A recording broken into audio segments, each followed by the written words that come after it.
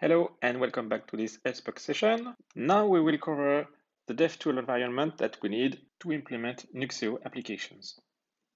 One of the most important tools, if not the most important, is the Nuxeo browser extension. This topic is already covered in a specific Nuxeo University course. As a reminder, you can auto-reload, meaning you don't have to stop and restart the instance to apply your changes in Nuxeo Studio. You can activate the Designer Live Preview option so that you just have to refresh your web page to deploy your Nuxeo Designer configuration. We can make also a focus on the useful links part. So here you can navigate to your Nuxeo Studio project directly. So when you work on Nuxeo, it's always good to have the two tabs open, one with Nuxeo Studio and the other one on the instance. You get also access to your custom automation documentation.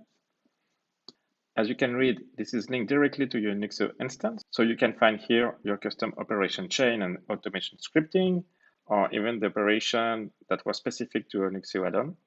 Finally, if we go back to the extension, an interesting link is the NSQL reference.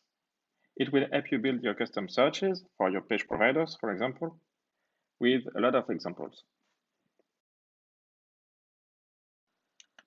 So now let's talk about Nuxeo CLI.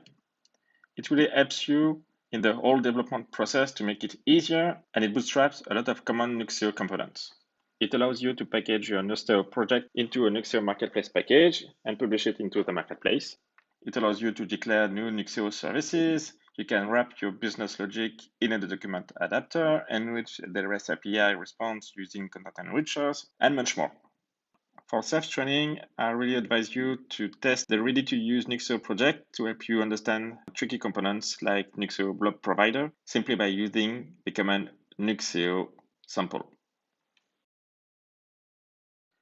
Then, if you need to make some debugging on the UI part, you should be familiar with the browser console. So let's take a practical example to illustrate it. So here I've got a customized dashboard with new cards displaying some useful information. So if I want to debug it, all I have to do is to open the browser console, going on the sources and set some breakpoints and just reload the page to check the values of the different variables. So you can read directly from here different properties of my document.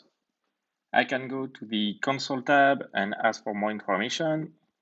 I can check all the API calls that were done to the repository. So here I can see the task query that was executed. So it was a GET request to have all the tasks for the users. And I can read all the parameters of the API call. So now if you need to inspect the data that is transferred through the different REST API calls, you remember that we have the API program website to do so, and also the documentation website. But the easiest way is to use an API client. So as an example, I will test the endpoint to get more information about the users. So going to endpoints, users, and I will use this endpoint. So the call will be done against the nightly instance.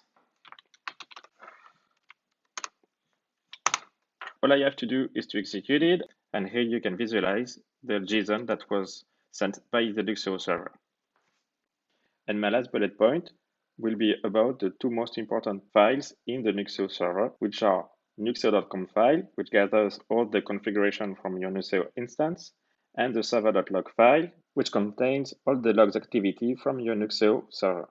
So when something goes wrong, you can check the browser console, but also check the server.log file. When you're working on your local environment, it's a good practice to get on the same terminal one section that is open on your bin directory so that you can execute nuxeoctl operations, and on the other section, you can execute the tail command on the server.log file so that you can directly read the error happening on your dev environment. That's all for this video. Thanks for watching.